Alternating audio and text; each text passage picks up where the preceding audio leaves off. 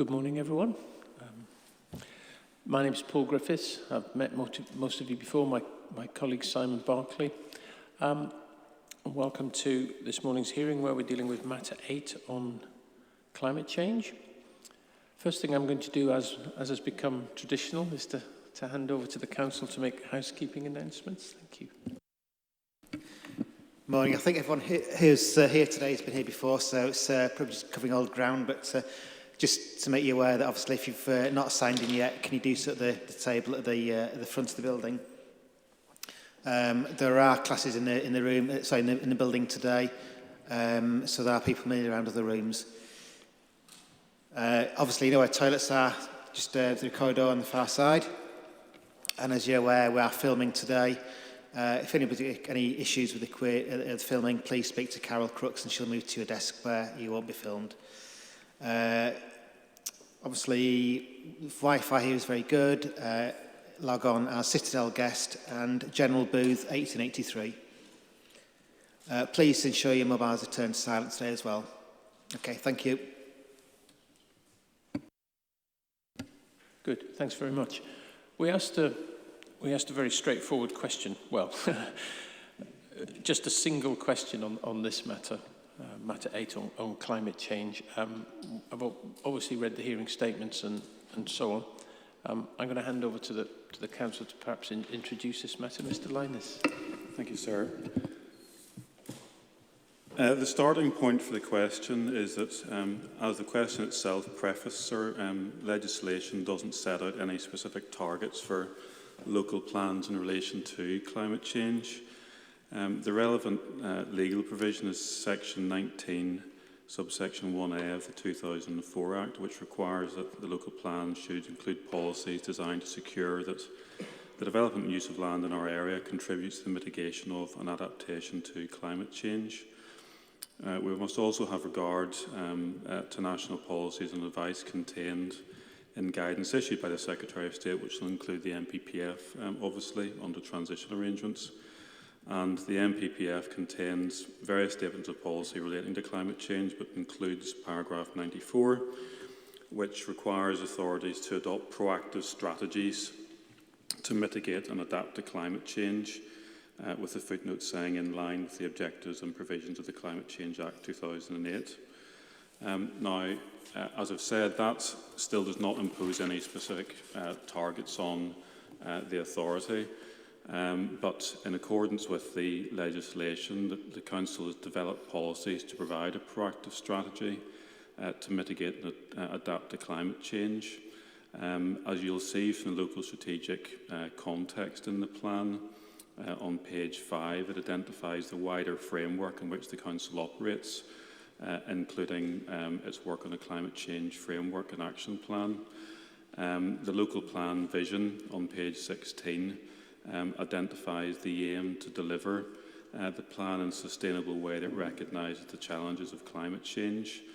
And then moving through the policies, development principles, specifically DP2, seeks to ensure that development will help conserve and enhance the environment through a range of measures, including enhancing biodiversity, reducing flood risk and waste, the use of sustainable design techniques, maximising the generation of low-carbon renewable energy resources, amongst other principles. And then there's a series of policies, including CC1 to 3, relating to matters including design and construction, sustainable design and construction, a suite of transport policies, including supporting development where it minimises the need to travel and maximising sustainable modes of transport. Environmental policies, including ENV4, which supports development, which is designed and constructed to mitigate against current and future flood events, and policy G12, which seeks to conserve and enhance York's biodiversity. And sitting alongside those, obviously, the strategic allocations themselves have specific requirements which are consistent with those policy objectives. So, as matters stand, the publication draft does, through those suites of policies, provide a proactive strategy in accordance with the legislation. All that said, we recognise that as part of the Phase 4 sessions, when one comes to look at the detailed policies, there will be a need to look at the drafting of some of the policies, in particular CC 1 to 3.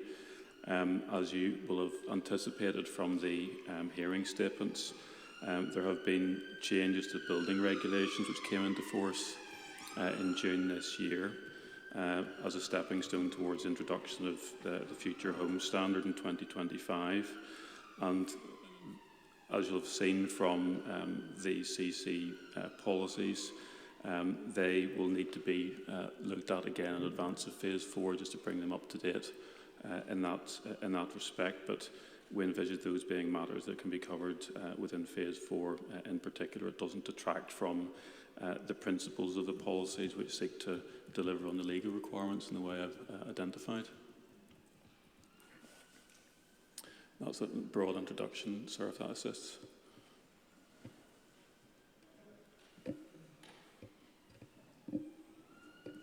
Yes, thank you. There was one thing before I open the discussion. There were a couple of proposed modifications set out in the hearing statement. I wonder if you could just explain the first one to me, just so that I've got a careful note of where that takes place. The first proposed modification recommends a change to the vision on page 16, and it proposes adding the words adapts to and mitigates the challenges of climate change, with the addition of the words adapts to and mitigates within the vision. And we've also suggested a modification which adds a new bullet point into policy DP2 on sustainable development, which specifically again refers to mitigation and adaptation to climate change through designing new communities and buildings, transport networks and services that support each community to be energy and resource efficient and reduce carbon emissions. And as I said already, we anticipate that we'll need to have a look at the policies on climate change specifically. So I suspect that the modifications that are suggested in the hearing statement would need to be wrapped up in some wider moulds that we would suggest by the time we get to the Phase 4 hearings.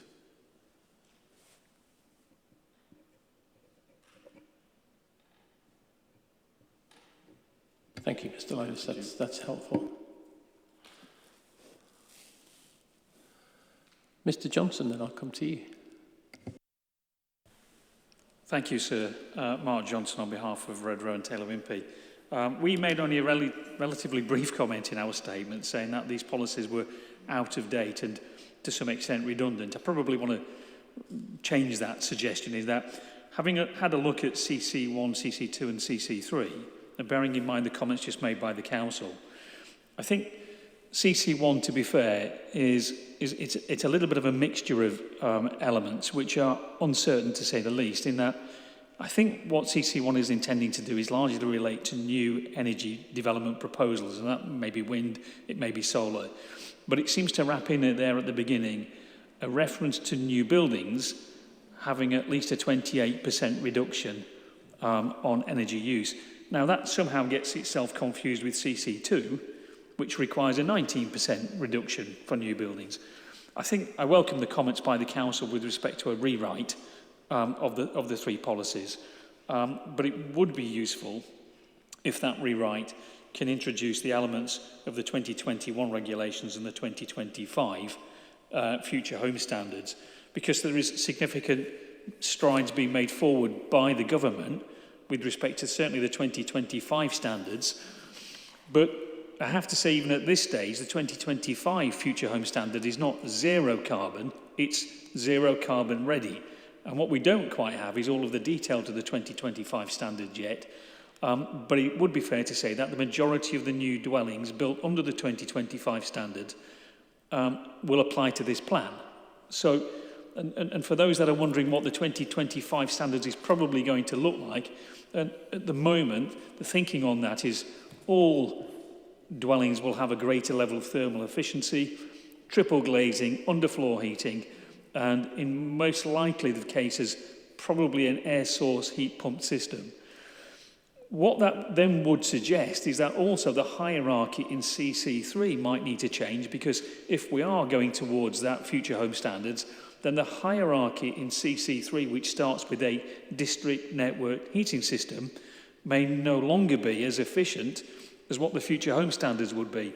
So I think my comment would be to initially welcome the suggestion from the council that it's going to rewrite the policies, but my only concern is when are we likely to see those changes, because clearly we're going to want, certainly on behalf of the house building industry, a little bit of time to input into those and just to see exactly where the future home standards consultation has gotten to at that particular time.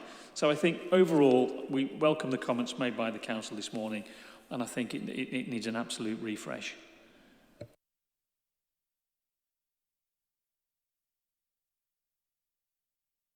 Thank you, Mr. Johnson. Mr. May. Thank you, sir.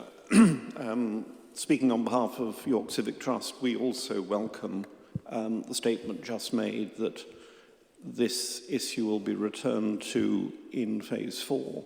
I think it's worth, though, just stressing the enormity of the task which the council is presenting itself with. We know that the government's 6th carbon budget covering the years 2033 to 37, adopted last year, requires a 78% reduction in UK carbon emissions by 2030, broadly the period of this local plan. The council published a draft climate change strategy in April, and we understand that this is going to be put out for public consultation fairly soon now. By 2030, it envisages a high ambition 54% reduction from 2019 in carbon emissions, and it proposes achieving a Paris-aligned 76% reduction once technology and policy mechanisms allow. And we feel it would be contrary to the Council's own policy and to the government targets for it not now to review its draft local plan in the light of these targets. We are concerned that the current climate change strategy, the draft, does not appear to reflect the requirements of the local plan, and particularly the fact we're talking about a 20% increase in population, and hence, if nothing else is done, an increase in carbon demand. More specifically, and we, as you know, sir, are particularly interested in the transport aspects. Transport represents 29% of York's emissions, and the high ambition target from the council requires, by 2030, a 71% reduction in carbon emissions from transport, a 25% reduction in person kilometres, a 3% reduction in road use, 25% increase in bus travel, and a 33% increase in active travel.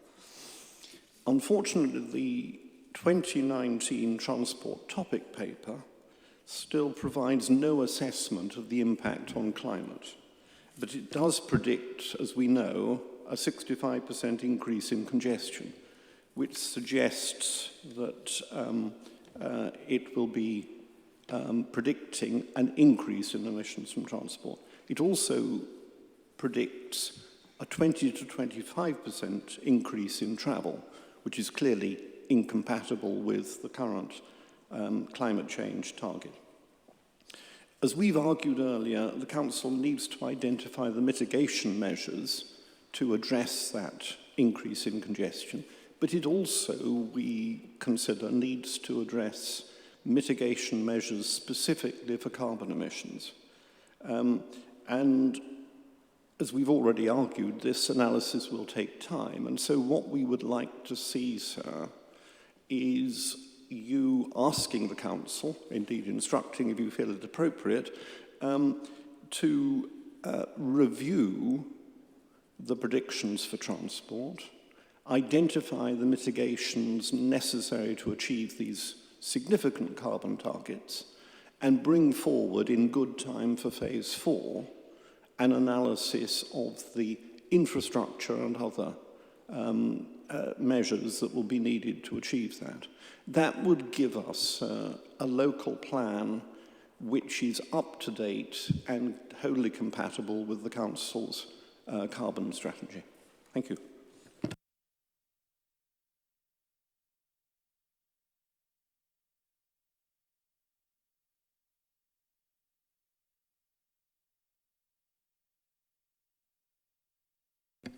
I'll hear from Ms Cook and then I'll come over, Mr Linus, to you, I think. Yeah. Thank you very much, sir. And good morning. First of all, we echo really Mr Johnson's comments in relation to, I suppose, welcoming what Mr Linus said in his introductory remarks, flagging up that the Council is intending to make changes to CC1 and CC3. Right from at the outset, you may remember in the very first matter paper that we submitted, we also suggested that there should be an addition to the outcomes box in the vision, specifically adding a bullet point about addressing climate change through mitigation and adaptation. So we're not in any way seeking to resist this. We're looking for more clarity, and we're also just looking to ensure that the effects on these policies in relation to viability are fully taken into account. And there will need to be, will there not, some sort of reconciliation with on the Council's part between any new policies and the viability testing work that has been done. So long as that's achieved, we'll be content broadly. Thank you, Ms Cook. Mr Linus, there's quite a lot to cover there. Yes, well, I'll deal with Ms Cook's points first of all. Obviously, we welcome their broad agreement and acceptance of the approach we're taking, and to confirm that any refreshing of CC1 to CC3 will obviously have to take place in the context of the viability work that's been done. Forgive me, Mr Linus, yes. I didn't catch that. Sorry. Yes, sorry. Any look at the drafting of CC1 to CC3 will obviously need to take place in the context of the viability work that's been done that you've heard about already. Going back to the first point that was raised, I just think I need to be clear. Mr Johnson referred to a rewriting as well as a refresh of CC1 to CC3. Just to be clear, I think refresh is probably the more accurate term. I don't want it to be thought that there's going to be sort of a fundamental change to the policy. We recognise at the very least that we need to update the policy to take into account the change of position in relation to the building regs, and there may need to be a reconsideration of the drafting of the policies to make them clearer. But we're not suggesting a fundamental change in approach. As for Mr May's points, perhaps I can ask Mr Gibbon first of all just to explain the draft climate change strategy, so you're aware of the work that's being done by the Council. As a preface to that, I should say that obviously that is a strategy that is being developed outside the local plan process and is going to be broader in relation to the Council as a whole. It's something that goes beyond what the local plan is doing. And after I've asked Mr Gibbon to explain that, perhaps I can ask Mr Ridge to address the point about the consistency between what the local plan is trying to achieve through its policies and the work that's being done in relation to the climate change strategy. So can I ask Mr Gibbon first of all just to explain the context, and I'll pass on to Mr Ridge. Morning everyone, Sean Gibbons, Head of Carbon Reduction, City of York Council. Since declaring a climate emergency, the Council has worked with Tyndall Institute, Scatter and Leeds University to establish a science-based carbon reduction target, pathway and strategy for York to be carbon neutral by 2030. The pathway would ensure York plays its part in achieving the legally binding commitment for the UK to be net zero carbon by 2050, as required by the UK Climate Change Act 2008, and a 78% reduction by 2035 on 1990 levels, as required by the UK's 6th Carbon Budget 2021. The strategy will provide a framework for the city to guide actions that support our climate change ambition. The strategy identifies the key themes and strategic objectives that York as a city needs to work towards. The draft climate change strategy sets an objective to reduce emissions from new buildings through design and building new developments that minimise energy use and emissions. And as mentioned, as a minimum, we would recognise that CC2 will need to be updated to come in line with the latest building regulations, with work also ongoing to determine the scope for introducing further reductions within the policy. Thank you. And can I ask Mr. Ridge to deal with the transport aspects that Mr. May raised, including the consistency between what we're proposing to achieve through the plan and the work that's informed the climate change strategy, please? Of course. Good morning, everyone. I mean, I think it's important to say that the climate change implications of the development of the local plan are considered in the climate change strategy, which Sean has just discussed, and the growth in the city is one of the inputs into that strategy. We're reflecting that in transport policy, and I think not just policy but also our actions. Obviously that reduction is going to be reflected in a local transport strategy that we're working on at the moment, but I think more pragmatically we've reflected it in some of the funding bids that we've put to the DFT recently. So the funding bid for the bus service improvement plan has adopted a target to increase bus use by 25% by 2025, which is in line with the target within the climate change strategy. So it is very much part of our policy. We are getting on with implementing it.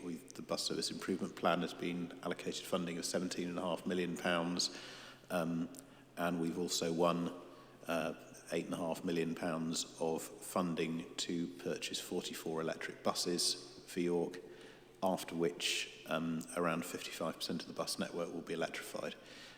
Separately, we're taking forward some initiatives to improve the charging infrastructure for electric vehicles, particularly the hyper hubs at the park and ride sites, and the more general charging strategy across the city. And we're also developing the local cycling and walking infrastructure plan,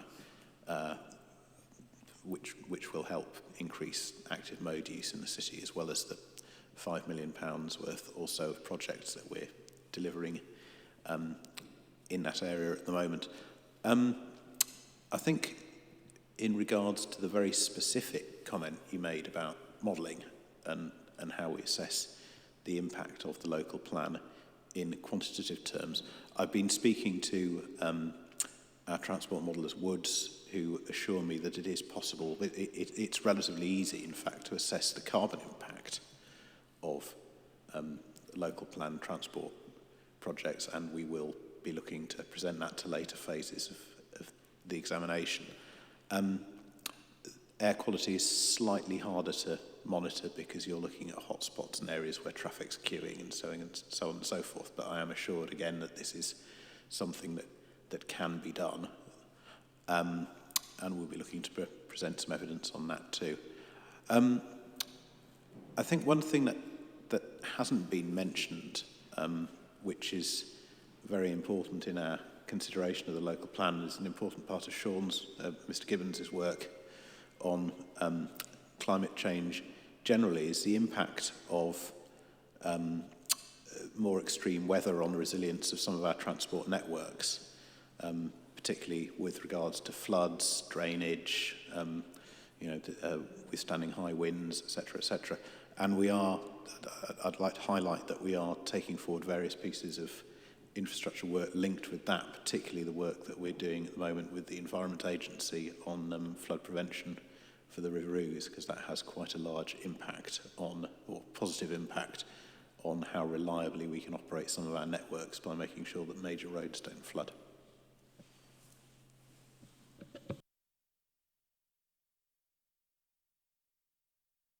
Mr. May, go ahead. Thank you. So just a brief comment. I welcome the Council's offer to analyse the impacts on climate. I think that will be very important, and it will give you a clear guide as to what the potential impacts of the full range of strategies in the local planner. I'd just like to address one particular aspect. I mentioned that within the climate strategy, there is this target for a 25% reduction in person kilometres of travel by 2030. Now, switching people from cars to buses, or even cars to bike or cars to walking, doesn't address that. You can only address reductions in person kilometres of travel either by providing alternatives to travel, such as working from home or online shopping, or bringing activities closer together. And we don't see very much in the local plan at the moment on either of those approaches. And indeed, one of the dangers of the freestanding sustainable developments is they put people further away from activities. So there really does need to be a focus here on new developments which are mixed use, high density, and allow as many activities as possible to be conducted at home or close to home. And I would hope that in the Council's analysis for Phase 4, it will be looking at those measures as well.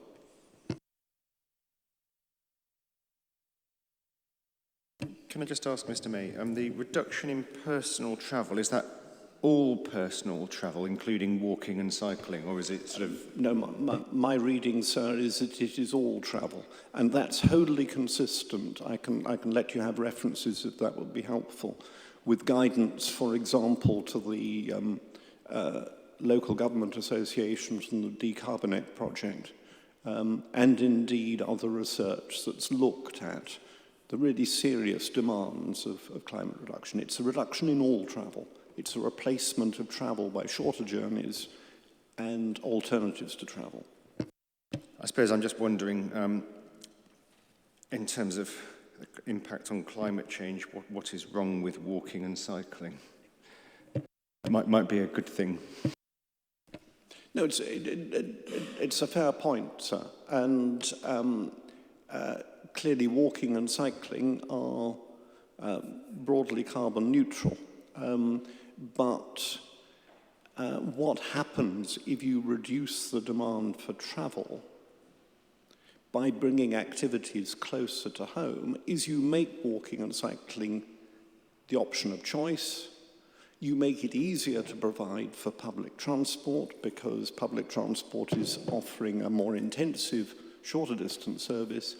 And crucially, you have another tool in your armory for reducing car use, which is the dominant source of carbon from transport. So it's part, if you like, of a holistic strategy, a strategy which doesn't just look at changing modes, but changing the demand for travel as well, and hence stimulating a further change in mode. But as I say, sir, if you'd like some further evidence on that, I can provide you with sources.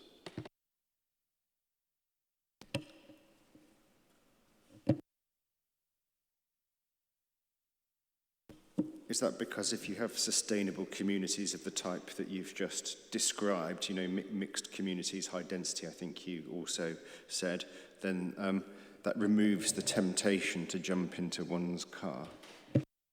Exactly so, sir. And again, we touched briefly yesterday on the very helpful guidance from the Town and Country Planning Association, also the Royal Town Planning Institute, and a very useful new initiative called Transport for New Homes, all of which stress the importance of mixed and relatively high density development as means of reducing the need to travel and hence the focus on car use.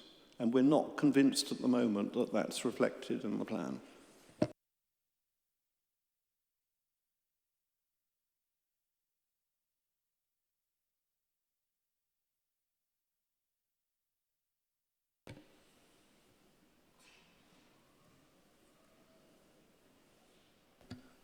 Ms Cook, I'll come to you next. Thank you very much, sir. I just wanted to make a couple of observations in response to what the council said. I noted Mr Linus suggested that any refresh of CC1 to CC3, he chose his words carefully, and he said will take place in the context of viability work. Just to be absolutely explicit about this, what I'm looking for is post a refresh of CC1 to CC3, the council asking Mr Porter to refresh, if necessary, his viability assessment. That's what I mean. The response to is not quite good enough for me, I would suggest. I noted that as well. Thank you very much. And Good. one would always Good. expect Mr Linus to choose his words carefully. But I did wonder what you meant on that occasion, Mr Linus. So I think the anticipation would be that we would look at the refresh, and we're not anticipating that there would be any implications for the viability work, but if there were, obviously they would have to be considered and matched at the time. But I'm not going to anticipate the need to do that at this stage, because we don't anticipate that it will be necessary. But I understand the point that if there is going to be a refresh in any way that has implications for the viability work that's been done, then that would need to be picked up. But it's not our intention that should be the case. How would we know if there wouldn't be any implications? Well, we would have to, when we're conducting the refresh, provide an explanation to you as to whether or not it did have any implications.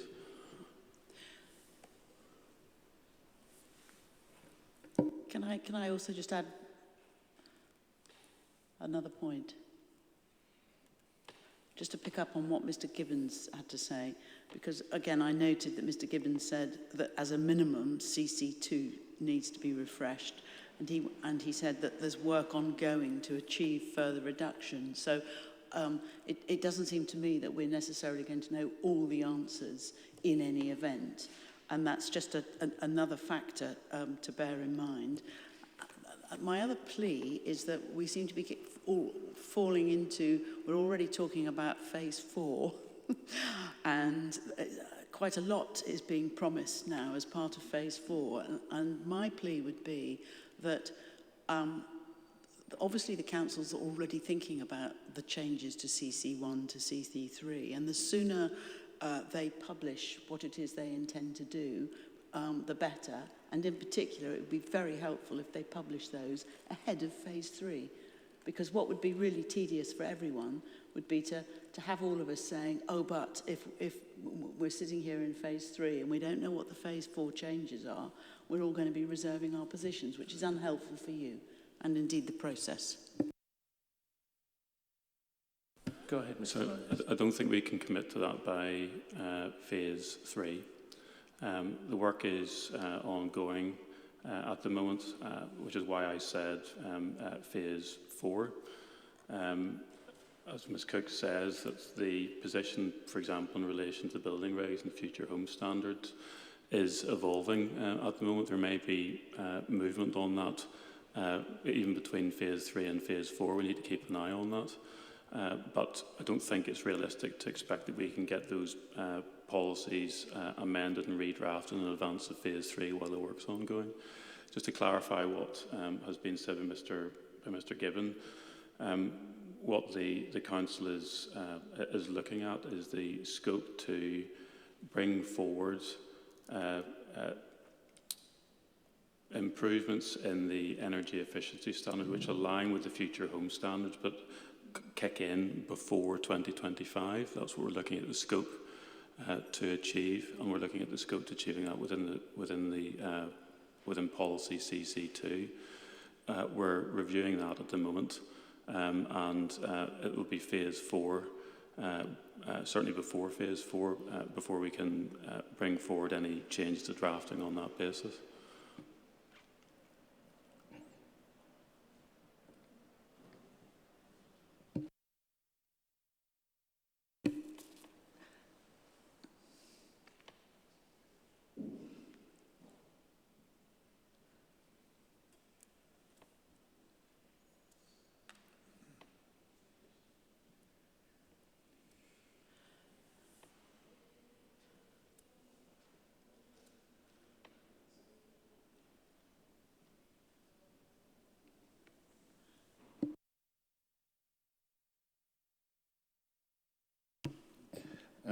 Yeah, just on a practical point, one issue that we do have is that between phases 3 and 4 is the happy event of the summer break. Happy for those of us that will get one. Not perhaps so happy for the progress of this examination in terms of people's availability to see things and respond to them if need be, etc. So I'm just putting that down as a marker. And another marker is we're currently working on detailed programming for phases 3 and 4. We are, as I may have mentioned, looking to issue our matters, issues and questions for phase 3 by the end of next week. And at that point, we want to have a detailed programme together for phase 3 with a good idea of what we're doing in phase 4 as well. I have to say it's starting to become a bit of a struggle because we've got still quite a lot of ground, sort of physically, when we're talking about greenbelt boundaries, to actually cover that could take up quite a lot of hearing time. So I'm just sort of putting that down as a bit of a marker as well, because as we go along, quite a few things seem to get unavoidably, but nonetheless get sort of knocked down the line. We understand that because we're having to manage what we do from this perspective as well, looking ahead to the later phases. If we deal specifically with the point on the refresh of CC1 to CC3, perhaps we can just take that away and we can take it as a homework item to respond to you as to when we think we might be able to bring forward those changes so that they can be taken into account when programming for later phases. We can take that away from today and respond to you. As for the wider marker that you put down, obviously we are aware of that, and we know that there's work to be done, should I put it that way, between now and phase 3 and also between now and phase 4. I just want to reassure you that we know that and we're preparing to resource that as we go forward. Grateful for that. Yeah. I mean, you know, when you do get changes as you go along through examinations, as we are here, and as is quite common, there's one of two ways in which you can deal with it, and one is publish those things in good time so that people can rock up to the hearings and actually discuss those things whilst they're there, having had sufficient opportunity to read the material. Or the other way is to whip it out of one's back pocket at the last minute, hear the complaints about it, and then take lots of responses in writing, which is suboptimal. We understand that, sir. Obviously, we're here to help you, and it's also in our interest to publish material that allows discussions with other parties, so we know what we need to do at hearings as well. We're aware of that. I suppose from my point of view, if we're talking about having a discussion in phase 3 about individual sites and the specifics of individual sites, there are aspects that you could talk about that CC1 to CC3 perhaps didn't bear on. But I think one would want to do the discussion about an individual site in an all-encompassing way, so you cover everything, so you're not coming back to the site to then talk about any issues about viability which might bear on what you've talked about and formed a conclusion on previously. That would be my concern. I hope I've explained that properly. No, we understand that, sir. I think we'll just have to take this away and see what we can do as far as the CC1 to CC3 policies are concerned. As I said, we don't anticipate that there's going to be anything which would have a significant effect on the ability to debate the site-specific sessions at all. And we can reflect on how any discussion of the site-specifics needs to be split with any discussion of CC1 to CC3 in particular at a later stage. But from our part, we don't see how it's going to cause any significant issues in dealing with the site-specific sessions. Okay, well, that's reassuring. Ms. Cook, did you have anything you wanted to add? I mean, I'm with you. We want to have a site-specific session once, and we don't really want to have to come back to it, and I think that would make life a lot easier for everyone. I appreciate the timetabling points, but the only other thing which I didn't say is that you've heard a lot today. Mr. Gibbons's presentation, all of which is useful. It ought to be in the plan. There should be some text which explains all this. We found it really surprising that the council didn't even bother in their modifications to mention the fact that they declared a climate emergency. It is odd. So I would invite you to invite the council not just to focus on CC1 and CC3, but also the text around it. Well, sir, perhaps I can anticipate that. I mentioned at the outset that the local strategic context had been set out in the earlier stage of the plan, as well as text and the vision.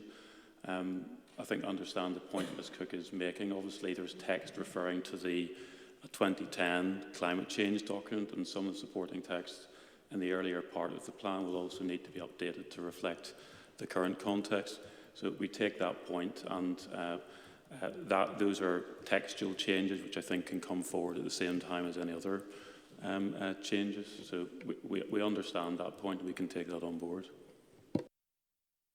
For our part, well, mine at least, I think what the council is saying is that, reading between the lines, that it wants this plan to do all that it can to support the council's wider climate strategy. Yes. And therefore, I conclude that it ought to do that and have all of that information in. Yes, plainly, sir, matters have moved on since the plan was drafted, very much at least in a contextual sense, because the climate emergency has been declared. There is a draft climate change strategy which goes beyond the plan, but still probably needs to be mentioned in the earlier part of the plan, to setting the context for the policies that follow. So we take that point, and we will come back with changes to the text accordingly. So, as I said, the hearing statement proposes some amendments, but I think realistically we need to see those within the suite of some wider amendments, both to the text and along with a degree of refresh of policies CC1 to C3.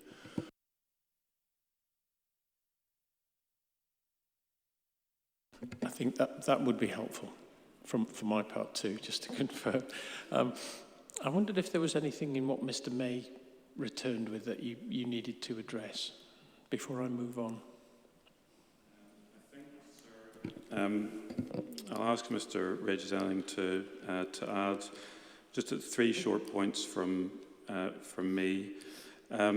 Obviously, what we're looking at here is a local plan, which is, as you've said, sort of trying to achieve what it can to support the council's ambitions. But what Mr. May is referring to is an aspiration which obviously will involve other work by the council that goes well beyond this plan.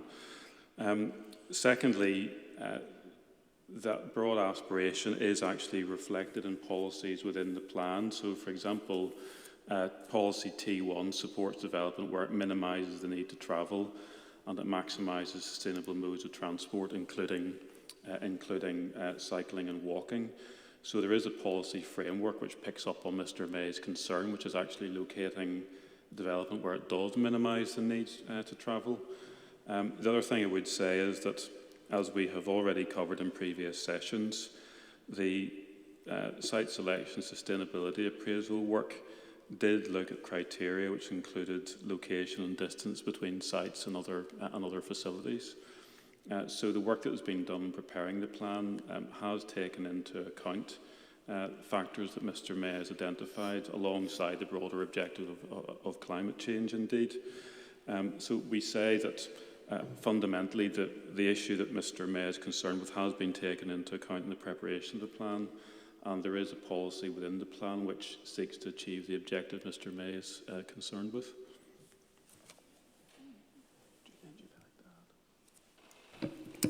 Thanks. I think that's covered pretty much everything I was going to say. The only thing that I would add is that some analysis that I did suggested that around 60% of the development that's within the plan is adjacent to existing high-frequency bus routes. I think in many ways that's a real opportunity because increasing the amount of development near those routes will be very, very helpful in actually improving.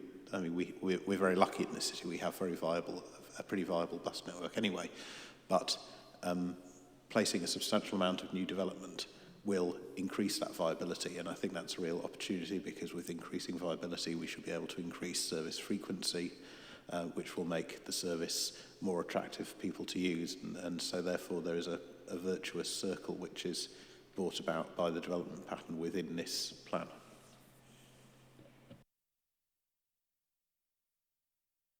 Thank you, Mr. Ridge. Mr. Mayor, at the risk of prolonging the discussion, go on, let's have one. Very, very briefly, sir. I mean, I fully accept that policy T1, which we will return to in phase 4, says the right words. Our concern is to see that actually implemented. And it's worth just remembering that we were told only yesterday that strategic site ST15 is now estimated to require £63 million of investment in new roads in order to support the travel from it. That doesn't sound to me, sir, compatible with policy T1, but that's an issue to return to in phase 4.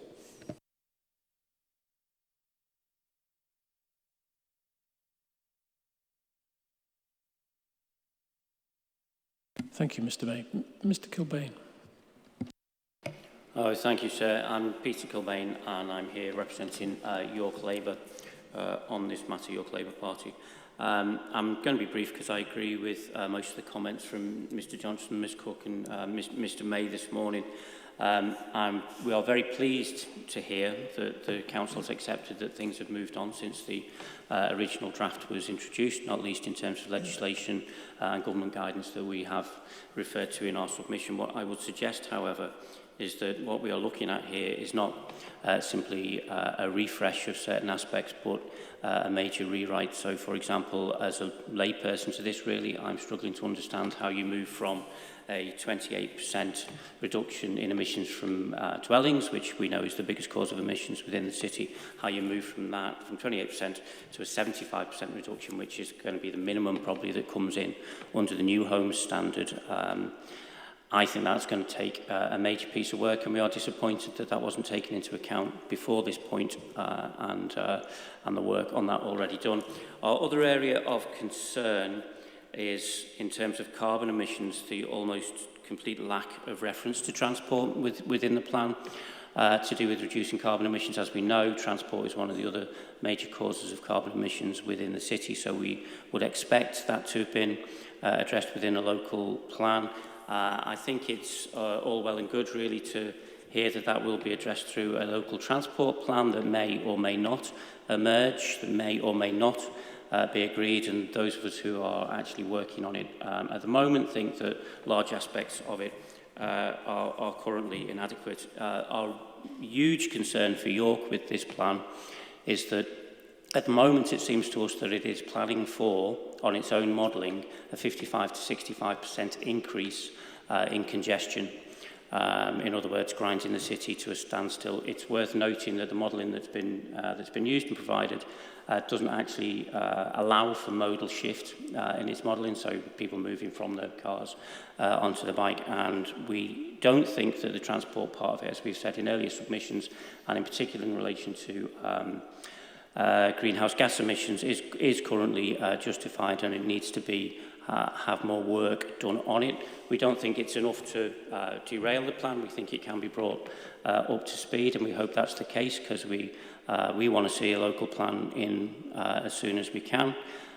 We've long been of the view that a bad plan, which we think this is better than no plan, and we'll do all that we can to help make sure that the local plan is adopted as soon as possible, but there needs to be at least some minimum standards in there so that, for example, we're not planning for 65% congestion in the city in 10-15 years' time. Thank you, Mr. Kilbane. Mr. Lyons?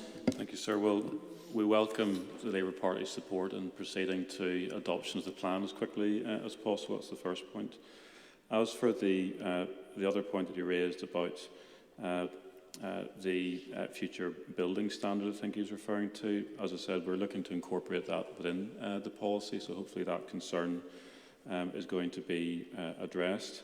As for the 55 to 65% congestion point, I understand this has been raised already at the examination, but perhaps I can ask, Gillian, can you pick up on that point, please? Yes, of course. I think we discussed this yesterday, and I'll just try and find the notes I made. So, the 2019 transport topic paper talks about a 65% increase in delay across the network. I think it's important to hold that in the context of what it really is. We're talking about a situation, or the modelling at the moment assumes that by 2032 we will have seen approximately a 22% increase in the number of vehicle trips in York as a result of generalised traffic growth and the development patterns within the local plan. That causes a total time spent travelling on the network to increase by 35%, and delay, which is the amount of time vehicles spend stationary on their journeys, to increase by 65%. But I think we need to be clear about what that actually means. So, because the number of trips increases by 20%, the average journey time per trip is only increasing by 10%. So, what we're actually forecasting in our model is a situation where a typical 10-minute journey in York would involve 8 minutes of travelling at normal speed and 2 minutes of congestion. We're forecasting a situation where that 10-minute journey becomes an 11-minute journey with 3 minutes of queuing. So it's an incremental change. And I think the suggestion, which I hear a lot, that this will gridlock York, is overstated.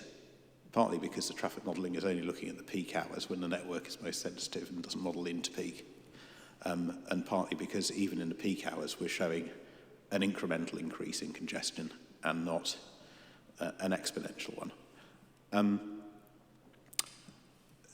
But I think in terms of the implications for climate change of this pattern of development, we are looking at that through the modelling work. We are now using a much more sophisticated model which can model transfer between car and bus and park and ride.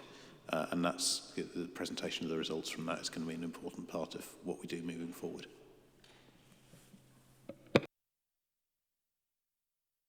Go ahead.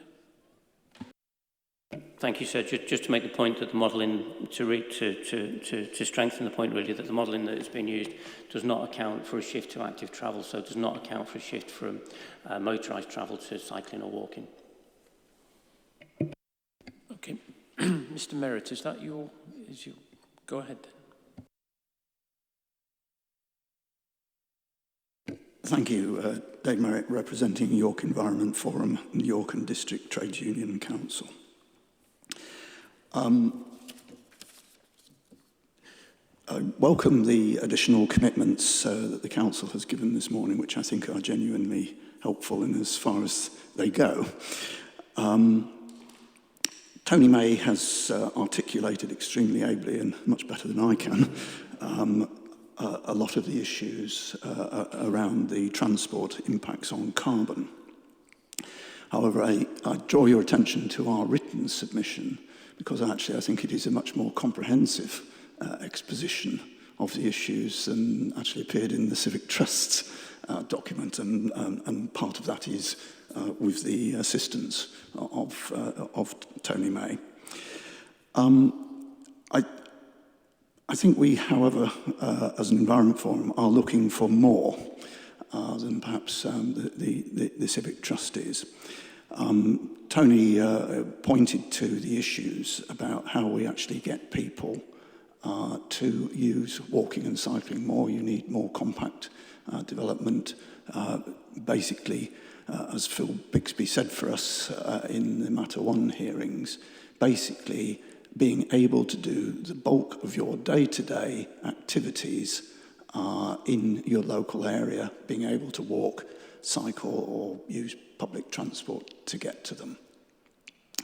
If distances are too great, you simply do not achieve that. And that is why we have put so much stress in our overall submission on the sustainable development approach and ensuring that the new communities are of sufficient size to be able to deliver that.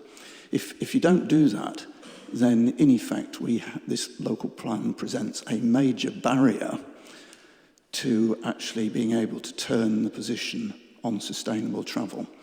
As I indicated yesterday, I've had quite a lot of experience on the transport side. I've spent most of my time on the council doing what I could to promote sustainable travel. We did do a lot, but frankly, it barely held the tide from coming in further. We reduced it, we did not turn it.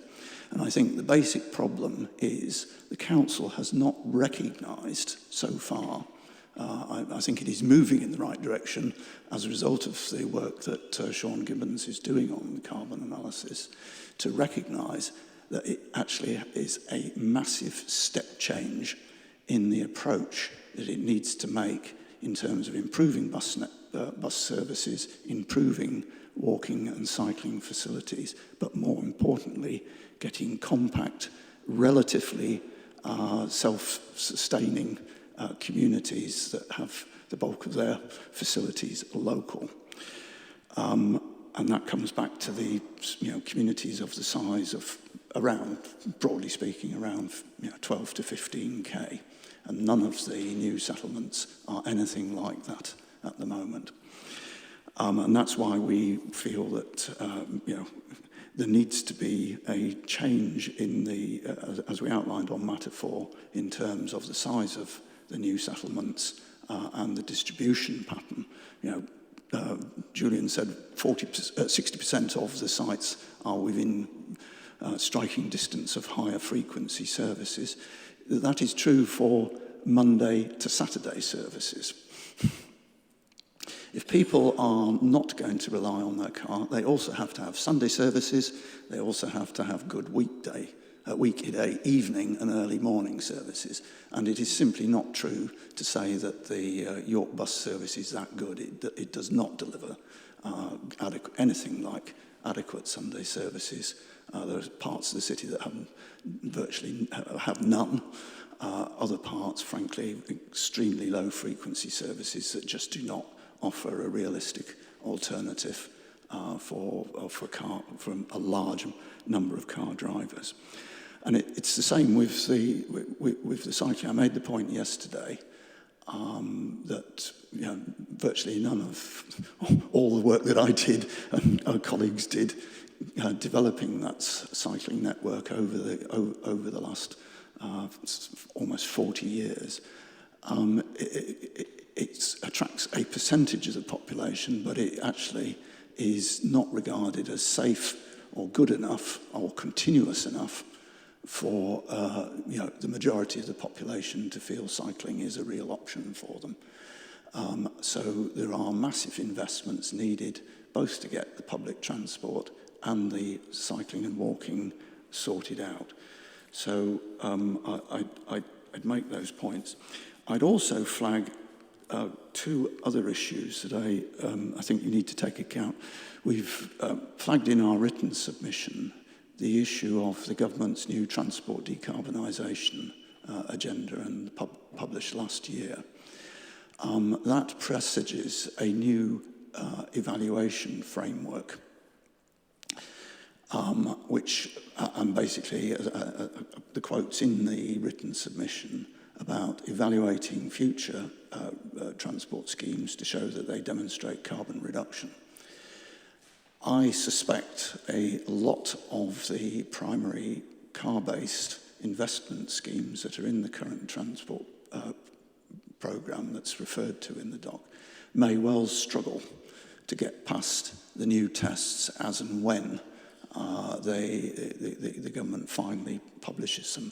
The government now has published the carbon tools for evaluating transport measures, and that should aid the council when they come back later in this process in terms not just of the overall, but actually it would be worth looking at some of the individual schemes to see whether they're likely to qualify against the new approach. And I think when Tony points to the 63 million amount of road investments for ST15, there may well be a serious challenge in that actually attracting the elements of government funding towards it. Finally, just in terms of the congestion issue, the Council has been downplaying the impact of the increased congestion as a result of the current transport proposals in this plan. I draw the Inspector's attention to what we have in our written submissions, pointing to the impact that we feel that congestion in and around the city centre and in and around Clifton Moor has had over the years in terms of impact on jobs and employment. As we pointed out, York has virtually, at one point, had the highest office space loss, York as a whole, but York City Centre in particular, but also Clifton Moor, which is bang next to the outer ring road, so has good transport access, in a sense. And that is one of the impacts. If you get further increases in congestion in those types of locations, we are going to lose more employment, and it will completely undermine, in effect, the employment sections and aspirations of this plan, and maintaining a healthy, viable city centre and healthy, viable places like Clifton Moor. So, the Council needs to change its approach on transport. It needs to change its approach in terms of the distribution of development, the scale of development, and the density of development to actually have any chance of really moving towards a more sustainable city and more sustainable transport and lower carbon impact. Thank you. Can I just make two final corrections? Our written submission kept referring to the 55% delay increase. That was the original. I should have said 65% to the 2019. During the Matter 4 debate, I referred to the EU Air Quality Directive. I should have actually correctly referred to the December 2016 National Emissions Ceiling Directive, which then feeds through into air quality measures and impacts on what is required for the future, being much tighter than the rules we're currently operating to. Thank you. Thank you, Mr. Merritt. Mr. Lannis, I'm going to come to you now.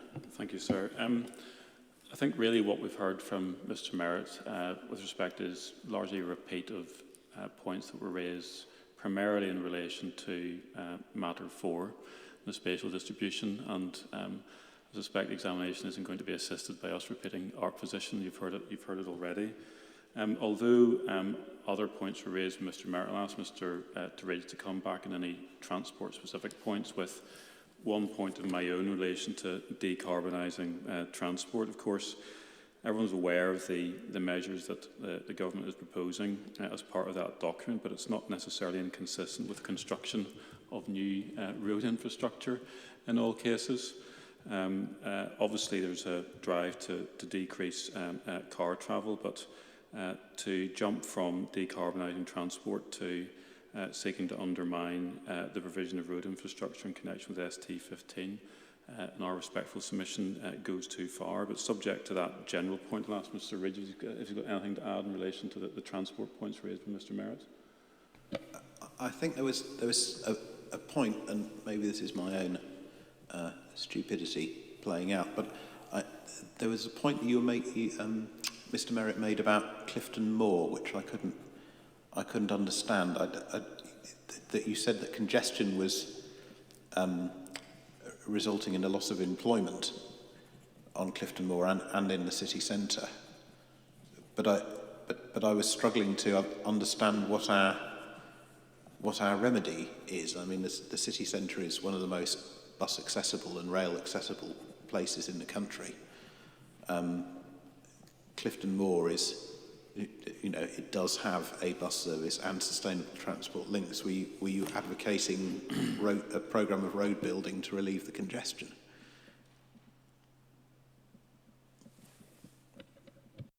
I don't want to go too far down that particular road, if you'll forgive me. But Mr. Merritt, you've been asked a question, so you should be allowed to answer it.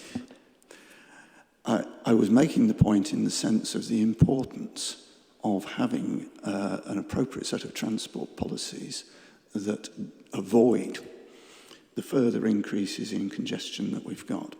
In terms of the losses of employment, they have been, and office sites, they've been going on for most of the last decade.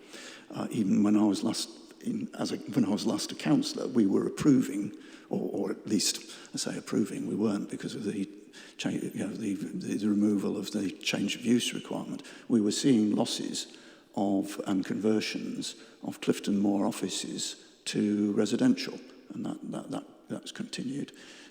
Ditto in the city centre. Loads of office space has gone now. Admittedly, it was not the best quality office space, but it's gone to hotels. It's gone to different uses, and it has undermined the attraction of the city centre for people. It probably accounts to some degree for the moderate reductions in travel over Lendal Bridge that is picked up in the council's written response.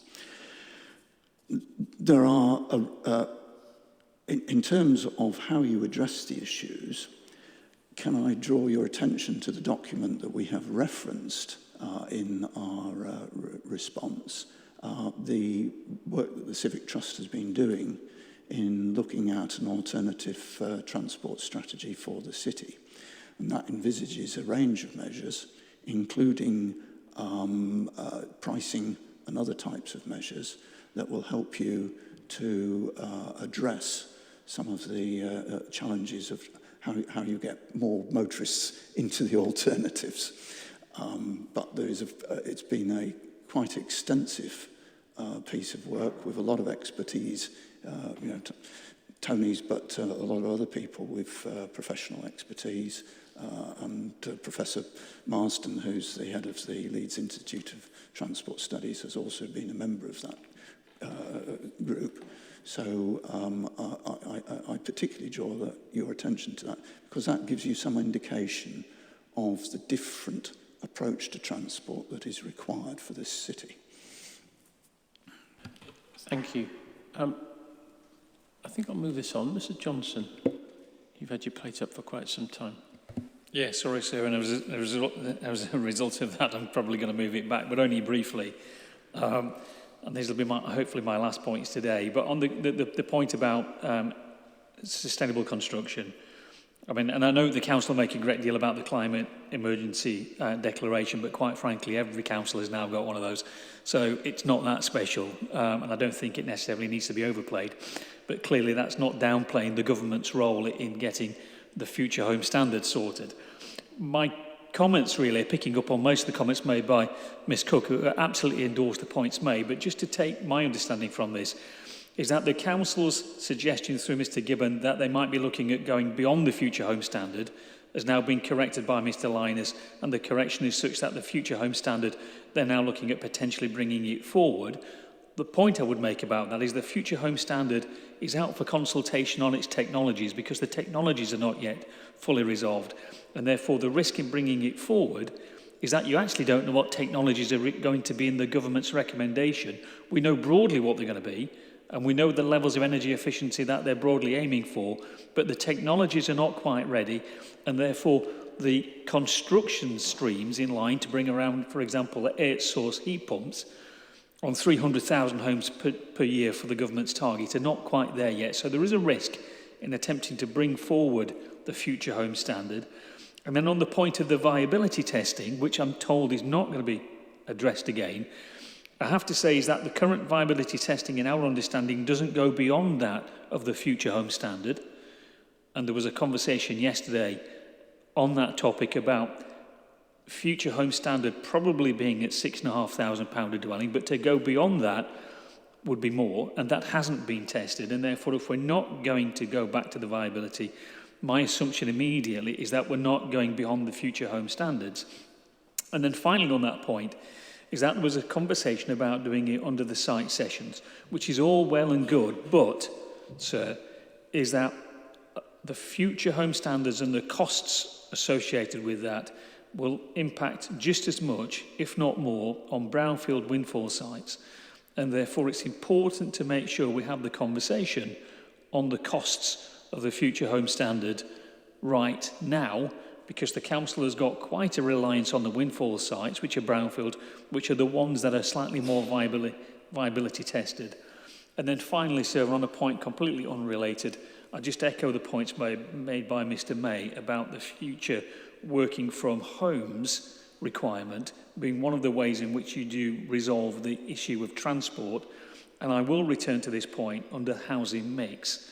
And I know that sounds a little odd, but the housing mix policies can sometimes be so tightly drawn is you end up with house sizes that are smaller than the requirement to introduce additional studies and home working environments. And that's just a point that I'm going to lay down as a marker for that policy point later down the line. That's helpful, Mr. Johnson. Thank you. Mr. Linus, do you want to respond to what we've heard? Do need to respond to the final point, given that it will be picked up later down the line. As for the point on future homes standards, my understanding is that what the council is looking at this stage is bringing it forward sooner. We take Mr. Johnson's point, and that will be part of the consideration going forward. One's looking at how one refreshes CC2. I understand that there were discussions that took place yesterday at the viability session in relation to the assumptions that were taken into account in relation to future home standards, and that the figure work that has been done on viability allows for at least the potential for the future home standard to be applied as at adoption. So if that were taken forward as part of the policy, that would not involve moving beyond the viability work that's been undertaken already. So we don't, as I say, anticipate that there is going to be a change as far as the viability position that's been expressed to the examination already is concerned, because, as I've said, what we're looking at is bringing forward the future home standard as from adoption. My understanding is that's already been taken into account.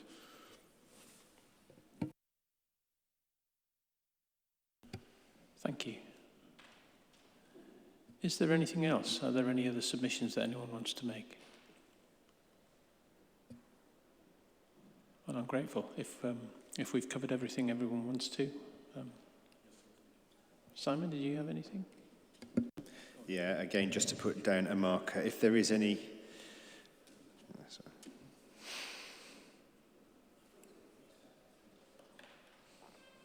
Sorry, sir. If there is any doubt, I mean, I don't know what the sort of reworked policy might look like exactly yet, but if there is any doubt about whether or not what it's requiring has been taken into account through the viability work, then frankly we would want it to be reworked if necessary. Yes, sir. I mean, obviously, if the issue has been raised, we'll take that on board, and we'll make sure that if anything further needs to be said to reassure you of the position, that will be covered as part of us bringing forward the changes of the policy, just so that that loose end is tied properly. Yeah, absolutely. We don't want to spend a lot of time just sitting here arguing about whether it has or has not been fully taken into account, etc. And in any event, we will need to have the very clear reassurance that it has been. Yes, that's understood, sir.